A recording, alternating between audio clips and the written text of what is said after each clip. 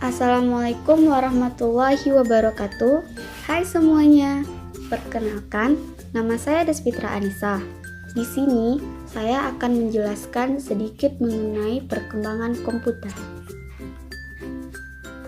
Awal mula komputer yang sebenarnya dibentuk oleh seorang profesor matematika yang berasal dari Inggris, yaitu Charles Babbage pada tahun 1791 sampai 1871. Usaha Babbage yang pertama ini untuk menjawab sebuah masalah yang muncul pada tahun 1822 ketika ia mengusulkan suatu mesin untuk melakukan perhitungan persamaan diferensial. Secara bahasa, komputer berasal dari bahasa Yunani yaitu komputer. Kata komputer tersebut merupakan gabungan dari kata kom yang berarti menggabungkan dan puter yang artinya memikirkan perhitungan. Sedangkan dalam bahasa Inggris, komputer disebut dengan to compute atau menghitung. Berikut adalah sejarah singkat bagaimana perkembangan teknologi komputer itu dari masa ke masa. Generasi pertama tahun 1940 sampai dengan 1956. Selama periode ini, generasi pertama dari komputer mulai dikembangkan. Komputer generasi pertama menggunakan tabung vakum untuk sirkuit dan drum magnetik untuk penyimpanan memori. Tabung vakum digunakan untuk memperkuat sinyal dengan mengendalikan gerakan elektron di ruang evakuasi. Komputer generasi pertama sangatlah sulit untuk dioperasikan dan berbiaya sangat mahal. Ciri komputer generasi pertama yaitu penggunaan tub vakum atau yang membuat komputer pada masa tersebut berukuran sangat besar. Adanya silinder magnetik untuk penyimpanan data. Instruksi operasi dibuat secara spesifik untuk suatu tugas tertentu. Setiap komputer memiliki program kode biner yang berbeda yang disebut dengan bahasa mesin. Hal ini menyebabkan komputer sulit untuk diprogram dan membatasi kecepatannya.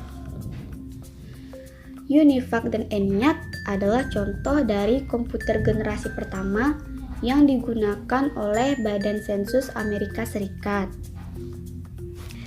Selanjutnya, generasi kedua tahun 1964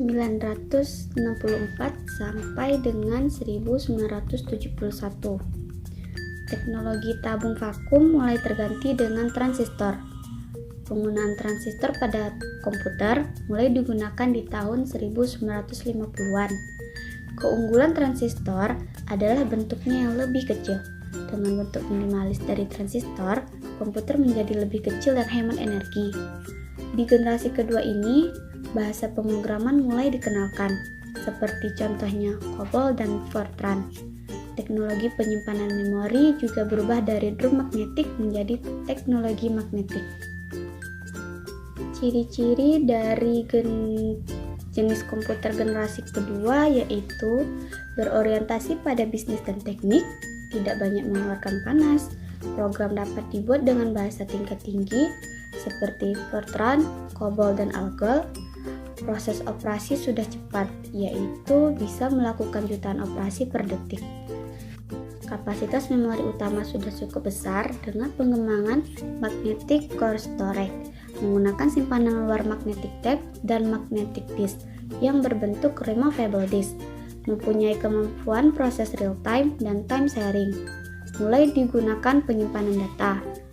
IBM 7000, NCR 304, IBM 650, IBM 1401, Atlas, dan Mark III adalah contoh dari generasi kedua komputer.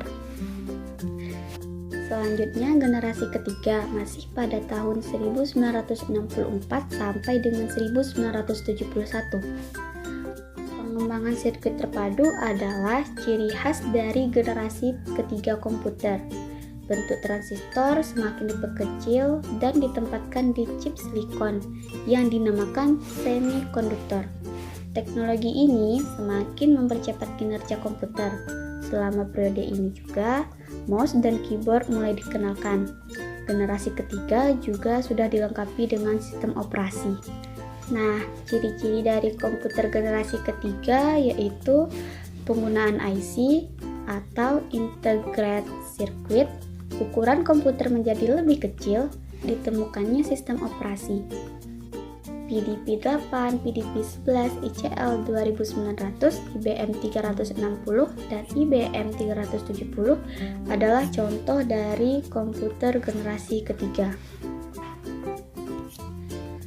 Generasi keempat yaitu tahun 1971 sampai dengan sekarang. Di periode ini, prosesor mikro mulai diperkenalkan. Saat ribuan sirkuit terpadu dimasukkan ke dalam sebuah silikon chip yang kecil, prosesor pertama Intel 404 chip mulai menjadi otak utama di sebuah komputer.